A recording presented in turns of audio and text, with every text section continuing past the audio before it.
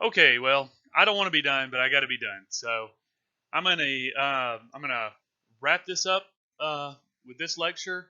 Give you everything I can here with current geologic structures in Georgia. There's so much more we could cover in this course if we had the time.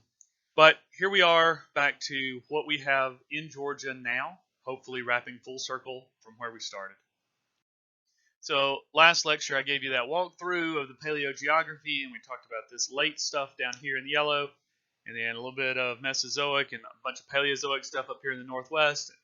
Um, how do we get that information, right? I mean, how do we know when Florida was underwater all those times, and why only this little bit was happening here in Georgia during the Mesozoic when the dinosaurs were roaming around and everything?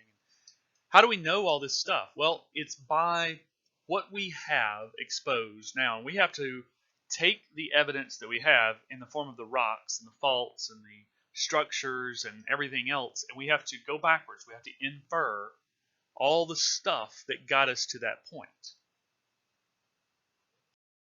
And of course, we want to do that in context with everything else. Now, you can't just look at what happened right in Georgia. You've got to look worldwide. You got to look at everything that happened everywhere.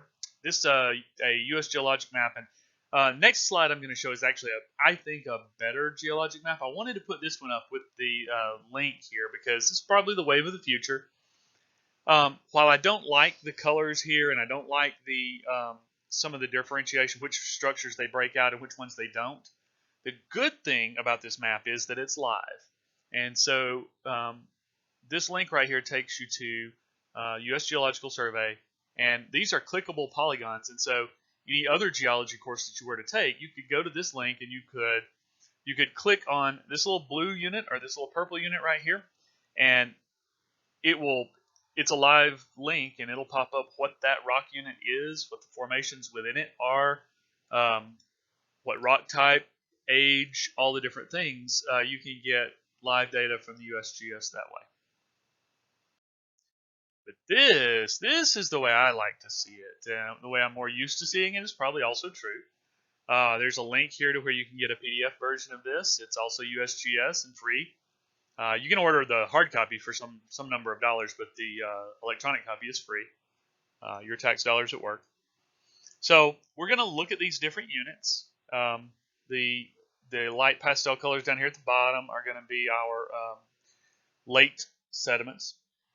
I pointed out that Mississippi Bight when we were doing the paleogeography. You can see it there, how it's deposited, and kind of biting into these other structures. You can see these volcanics out west, a lot of the different stuff there. You can see, I noticed this when I was putting this together, this Michigan Basin up here. So Michigan Basin is a known thing, and you can kind of see it here. But then when I look back through those paleogeography slides, I think that guy, the reconstruction there, I think he's got it too early. I think he's got it Ordovician to Devonian, and these rock units, I can tell you, looking at them right there, because I'm used to these colors, the blues and stuff, those are going to be Pennsylvanian. And so it's interesting to see. It's interesting to see how that turns out. Anytime you've got two scientists looking at something, they're probably going to disagree. So you guys remember that this is all interpretation, and we're all looking at it from our own points of view. So next I'm going to head over to we're going to zoom in right here to where Georgia is. We're going to talk about the geology of Georgia for the rest of this lecture. And this is the map that I love. I mean, I literally have a 6-foot wide version that's hanging on my wall. So all this stuff going on, we can start to see all these different structures, and we're going to talk through all the different parts of, and what I want you to be able to see on this. I'm going to take this through a little bit at a time. It's that same place that I had the link on the last page to the U.S., and you can zoom in on the Georgia one. I would note here this key, and it's probably unreadable as is. You might need to go pull that up and look at the different colors if you're interested in it. I'm going to zoom in on this key in different slides when we're talking about different areas, and I'm going to talk about different parts of the state. And here I've zoomed in on just the lower portion of the state, the southern portion. So this is the late stuff. This is the stuff that's happening from now, right now at the barrier islands here on the coast, all the way back to the end of the Cretaceous and the beginning of the Tertiary. So our younger stuff is right here along the coast, and you can see structures. And here's how we start to infer what has gone on. So you see how the colors here are kind of banded like that, and they parallel the current beach structure. Well, it turns out if you go down and if you look at it and start mapping these units, these are parallel ridges of beach sand. So in fact, it looks like that those are different levels of sea level backing up over time. And so at some time in the past, 150,000 years ago or whatever, we had the ridges in the barrier islands back here. And so far, sea level has dropped out to here. And then you see other things when you look at it. Looking at for river structures, you can see there are a lot of them here. This is you can see this different color because it is still depositing sediments right now. There's another one. Here's one in here. And we have this ridge built up. Now, it's not a ridge like you would see in North Georgia because this is South Georgia and it's very, very flat. But it's a ridge for down there. Then those rivers, look at that. Right along the border with Florida, you see this river, and it takes a hard turn right behind that ridge.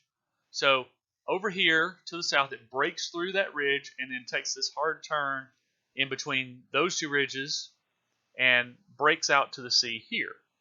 And there's another one that did it the opposite direction. So going up from the sea here, going upriver, it takes a hard turn here in the ridges, follows the parallel ridges here until it breaks through right over here.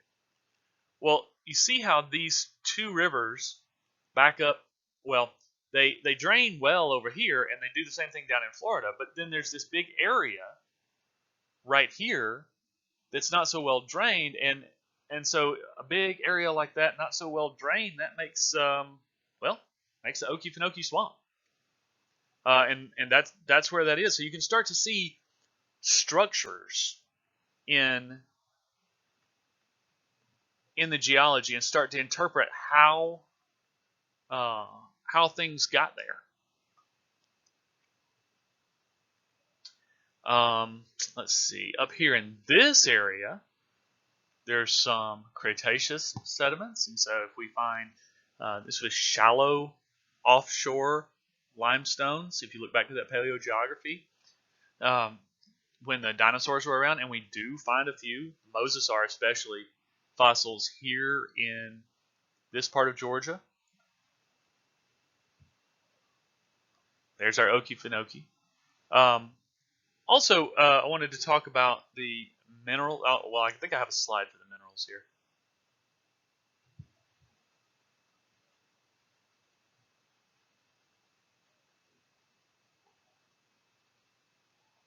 Oh, that's all right. That mark right there, what I'm circling is talking about some places to go see things, and I would strongly recommend going and seeing this circle right here. This is a place called Providence Canyon. Providence Canyon is down in just barely in South Georgia, but Georgia's Grand Canyon. So this is in your state down here in the South, and this place was in the 1820s. This was nice flat farmland. Now they had just kicked out the Creek Indians, and so you have a batch of new settlers that really don't know what they're doing with this particular land, and so they just plowed it up, not thinking about it. Well, those plowed up areas immediately started to erode, and then so 1820s is when they start, when they first drive out the Creek Nation, and then by the 1830s there are records of canyons developing, and sure enough, this is called Providence Canyon. This is what you would see if you go down there now. There's a link to the state park right here. You can go see this now, and there's a lot of history and stuff there. But this thing formed in 20 years just through erosion. It was amazing to see the pictures of that. And one of the big things you'll see in South Georgia is the white dirt or white clays, the kaolin. This is probably, I would guess, the biggest mineral export from the state of Georgia, so there's a lot of economic impact here. This is a kaolin mine in South Georgia. But now you guys know more, and you can understand more about what's going on with the geochemistry with that, because you guys know about those silica tetrahedra. Well, here are those silica tetrahedra. And so you guys know how tough they are. So let's say we start with a feldspar with a strong silica tetrahedra network. It's a tectosilicate, and you start to weather it over a long period of time. Well, so these silica tetrahedra are very, very hard to weather. They're hard to chemically break up. And then aluminum oxides, aluminum does the same thing. It's very, very difficult to weather. And so you get this combination of silica tetrahedra sheets and octahedral aluminum sheets they're just so chemically stable that everything else weathers away, and these guys are the relic part of the feldspars, and they're left, and we can mine them as a kaolin powder. It's used for a lot of different things, especially colorants, and you probably know it in some medicinals. All right, so that was all down here in the coastal plain in the south and the east. And then, so if you look at this map, you should be able to see a sudden and drastic change. I'm going to highlight it here. So looking at the way the map is colored with these geologic units, you see right here just a major change in the state. And that's called the fall line. So what happens is you have down here these relatively soft coastal sedimentary units. Suddenly you break into igneous and metamorphic units. So let's talk about differential weathering again. Mentioned this some when I talked about Stone Mountain poking out. And that's what's happening here. So those soft sediments on the coast, they're able to weather a lot more easily than this harder metamorphic core, metamorphic with some igneous intrusions and stuff up here. And this is called the Georgia Piedmont, this whole area up here. We're going to talk about some specific things in the Piedmont here.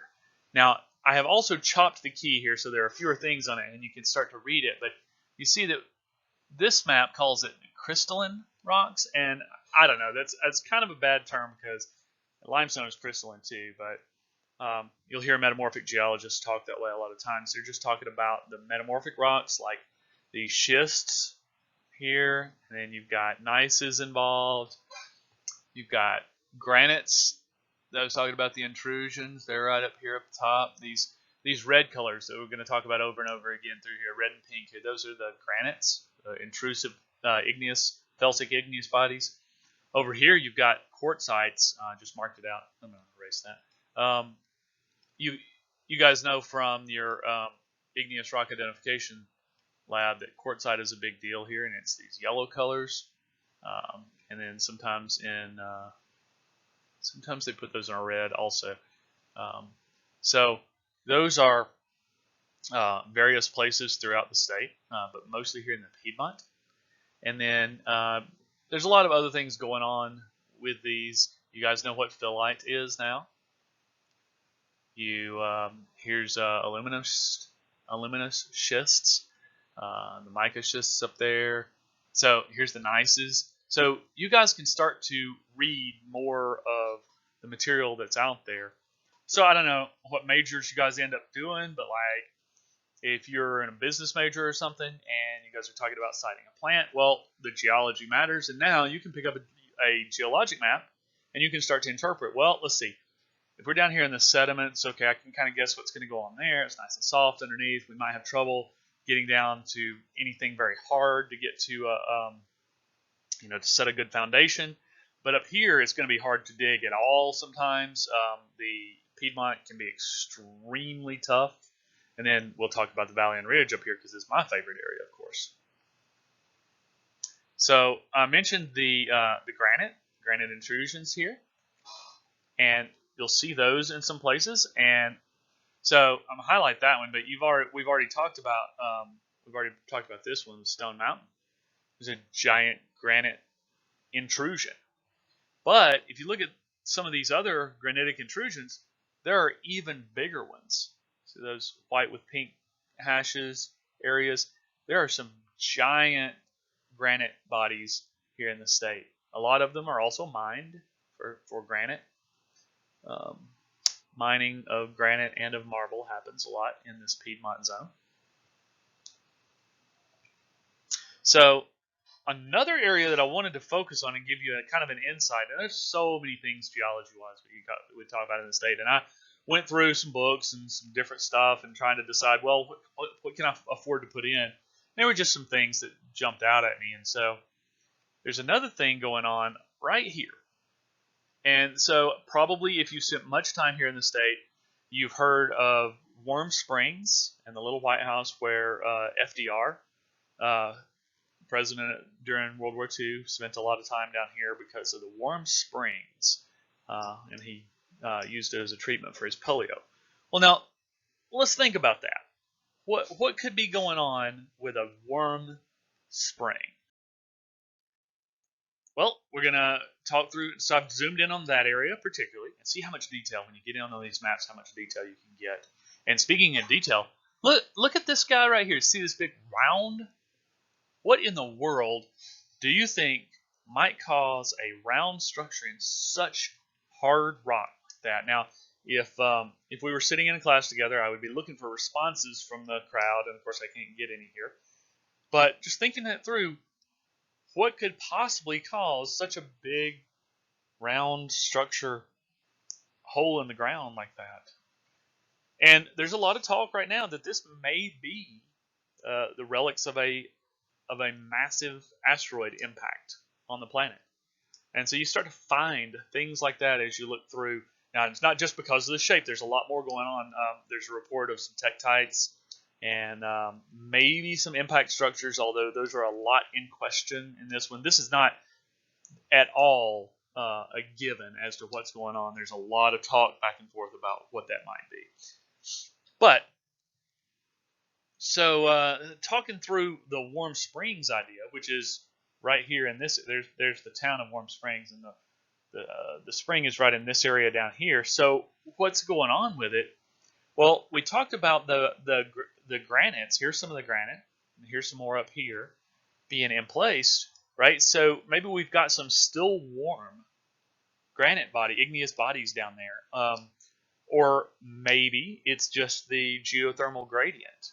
But whatever's going on is you've got water circulating down, probably from this Pine Mountain window here, down into the ground. And as it does, it gets really deep and hot and circulates back to the surface as it's about 30 C, 30 to 35 C when it gets back to the surface. So what is that? 85 to 90 degrees Fahrenheit. So and then you don't have to heat that at all. It's just coming out of the ground that way. But that's all due to the geology and what's going on underneath. So, in talking about Georgia geology, of course, I would be remiss if I didn't mention the gold. So, when you think about gold mining in the U.S., most folks will think about California and stuff happening out west. But the first gold rush in the U.S. was here in Georgia at a place called Dahlonega. It's right there. So, those intrusions that we were talking about, you had, and this is back when we were forming Pangea in the first place. So maybe Permian or a little earlier. We have a lot of deep burial of sediments and partial melting, and so you get some of those igneous bodies coming up with the really hot fluids. Remember, in the dissolved gold in it. And those start interacting with the rock around there, and you get that contact metamorphism or hydrothermal alteration. And as you're doing so, it changes the chemistry of those fluids and starts dropping the gold out in veins. Well, right there, there are really good veins of gold ore deep in the ground here.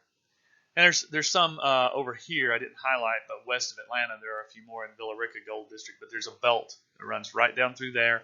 You can see the edge of that blue body. The edge of that has a lot of gold to it. And so they found that. I wrote here very early 1800s, but I actually think it was 1700s where they were mining the gold there. And so an interesting reverberation into politics with that. So because they found gold here in the North Georgia mountains, and back at that time they don't understand the level of geology that we do now. So they thought, well, gold in the mountains. There's probably gold in all the mountains.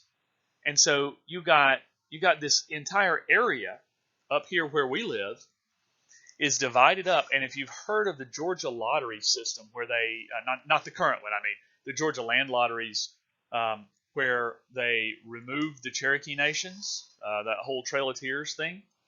Well, that was probably because they had found gold here. Well, there's probably gold in all of them hills up there, so we're getting the natives out of here, and we're just going to take it from them. Well, it turns out there was absolutely no gold up here. And if you hear that anywhere, that there was Cherokee gold, there was no Cherokee gold. They had no gold mines, no silver mines. That stuff does not exist in the Paleozoic sedimentary rocks up here. And so we would have probably dispossessed them anyway, just because we were going to do stuff like that. But in the case of the gold stuff, there was no reason for a gold rush up here. There was no gold. Here, yes, and here, west of Atlanta, yes, but not further up in the Paleozoics. All right, well, dialing back a little bit and looking at that Pangea formation, we had all of Africa slammed into making that Pangea continent, and I've told you that was much, much bigger than the collision that's forming the Himalayas right now, and these mountains were giant. Well, that should have left some scars, right? That should have left some faulting and stuff. Shouldn't we have some faults from that in Georgia? Well, it turns out we do. We have a great many faults in Georgia, but there are some supersized faults because of that supersized collision. And one of them runs right there through Atlanta.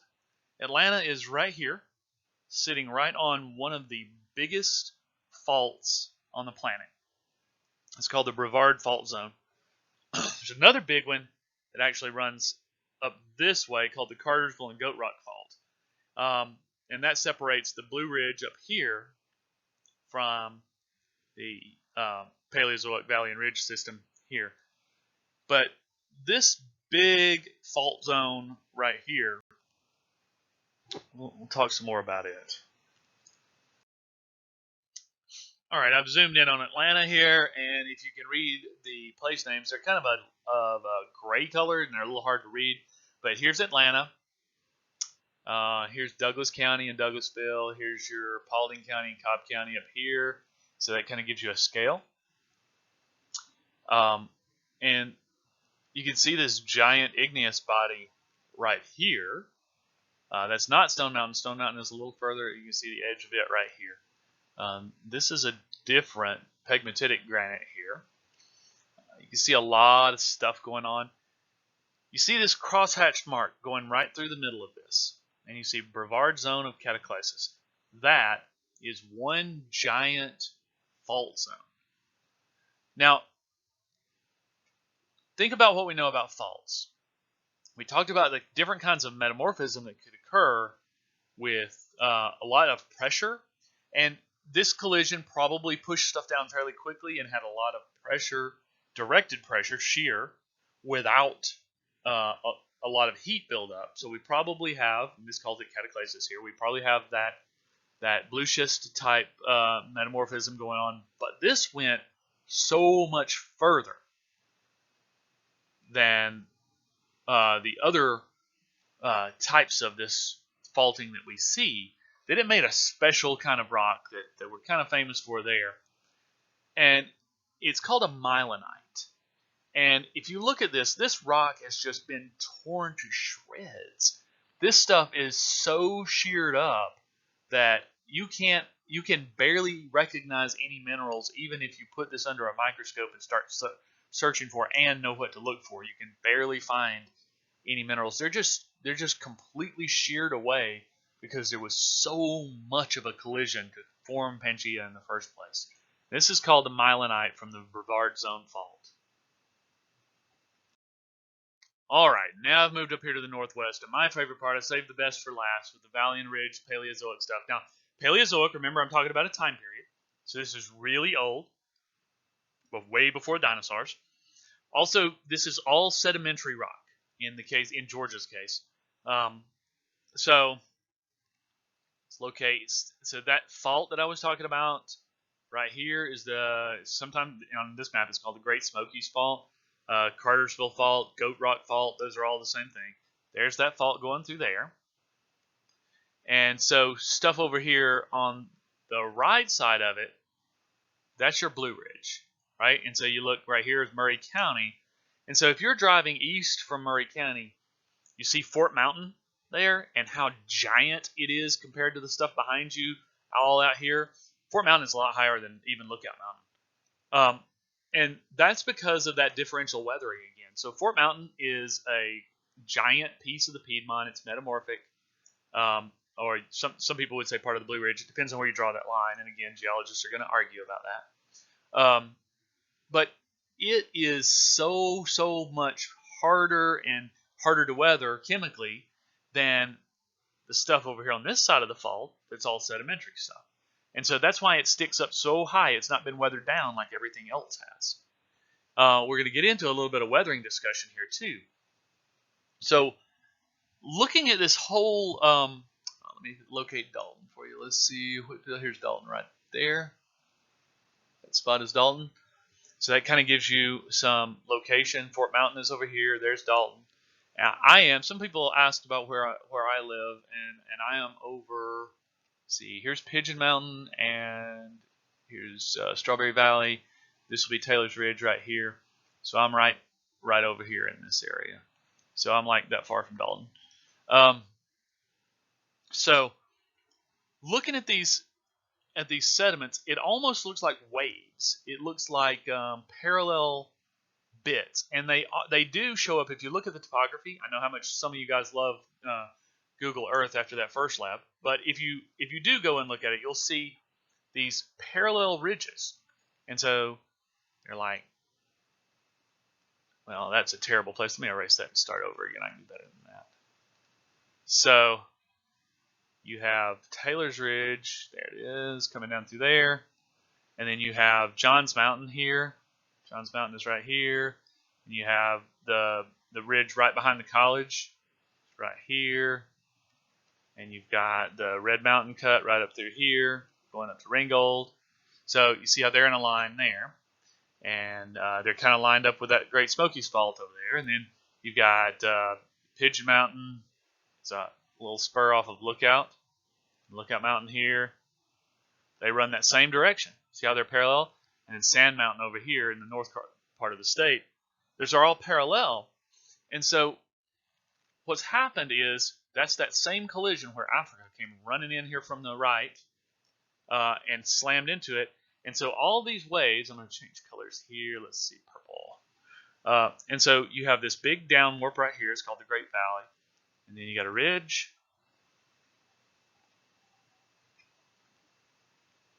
Right? And that would make sense.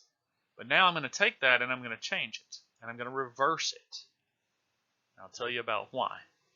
So instead, what I'm going to say is that, well, even though this is low topographically, this is our last really, really big lesson for how this geology stuff works and how interpretation can screw you up sometimes. I'm going to tell you that when this massive continent here hit, it didn't warp this down like the current topography is. It actually warped it upwards. I'm going to go upwards for that. And then here at Johns Mountain, you're going to go down. and then back up again, and down through this, and then a shallower one here, little bit of pigeon, down again, up and over this, and then another dish. Now this is a mountain. This is Lookout Mountain right here, and I'm showing it as warped down. How would that happen? Up here and down again, and then it flattens out. Sand Mountain, and there's a little bit of up, and then mostly down out all the way through Kansas and Iowa. So a long way for the Cumberland Plateau out there. So why am I saying that what we see as a low elevation was raised up, and what we see as a high elevation was dropped down? How could that work? So we're going to get into that on this next slide. So here's how we think that happened. And this is all interpretation, but it's pretty well settled at this point. But this is our best model of how valley and ridge stuff happened. And I'm, of course, going to simplify it here. So things get deposited. These are sediment packages. There's my limestone that I love so much. And it is deposited in these flat-lying beds. Flat-ish, at least. Here's some shale gets deposited on top of it. You remember how that works? You got apparently higher sea level, because limestone occurs where you're not getting any siliciclastics at all, and the corals can grow. Now we've got shale. Now it's not much, right? I mean, shale is just the mud, the clay. So you get that, and then above that, it looks like we've got some sandstone deposited. And, you know, that's high energy, right? Being eroded off of something, big sand grains. So that's deposited there. And then apparently now with the coal, we would be all the way onshore, because coal is actually a terrestrial deposit. Forms in swamps, kind of like, well, onshore-ish. We're talking about like kind of the Louisiana Delta, right? So they're kind of onshore, kind of offshore, aren't they? But that's the kind of environment we're talking about. Now, they're laid down relatively flat. Then we have that big collision with Africa. And when it folds the strata up like that, it cracks it. Now, we're exposing this to weathering, and remember, in a humid climate, if you can expose your limestone here to water, we can dissolve it. So remember, we put acid on the limestone in order to identify it, right? Well, if you have something like acid rain, what's going to happen to your calcite-bearing limestone? The exact same thing that happened to it when we put the acid on it in the lab. It's going to react, and it's going to start to weather. And as it does, it's going to go away. Well, if you're getting water down in through these cracks, acid rain bearing water, it's gonna start to erode those away, and it's gonna drop that entire sediment out and wash it down a river. And so what you're left with is these dish shapes as the high areas, and what was originally the warped up area becomes your valley. And so Lookout Valley over there in, between Lookout Mountain, which will be Lookout Mountain here, and this is Sand Mountain. And so this valley down in between is actually where the original package warped up. And then where the original package warped down, you actually have the mountain, synclinal mountains. And if you're doing Lab 10 yet, you'll see that we talked some about synclines and anticlines. And so I'll use that term. I will say that the mountain represents a syncline, because you can trace those like that, and then just like we did on the blocks, right? And then the valley would represent an anticline like that. Wish we had time to really do this stuff in class a lot, because I love working out these kind of problems and trying to work out these structural interpretations. That's what I love the most about doing the geology. But unfortunately, we gotta have to wrap it up, guys. And I've enjoyed this class. I've worked my butt off trying to make all these videos and stuff like that, but I've enjoyed talking with you guys. I've been really, I think I cut that off right there at the end. I've enjoyed meeting you guys, talking with you when I got a chance. Um, but I'm off to more fun pursuits now. Now that the semester is finally wrapping up, maybe I can get back in my beloved caves. There's a couple of pictures here to leave you with. I believe the one on the left is in Byers Cave. This is one of our drops. This is not a very big drop because I'm just using hand loops here, not using my actual climbing gear. And then I know where this picture is. This is in Pettyjohns, and a couple of you guys have mentioned that you know about Pettyjohns, and I would wager that you've probably never been this deep in. There's a big waterfall, and it's actually not this waterfall, because the big waterfall that you get to, you have to climb it and then go for another, well, with fast cavers, another 45 minutes upstream from that to get to this second waterfall here. And that's where I am at the second waterfall. And as you notice, Pettyjohns is a little muddy. So anyway, maybe I can get back to that now. You guys look for me in a cave. Probably the best place to find me. So it's been fun, guys, and thanks for being a really good class.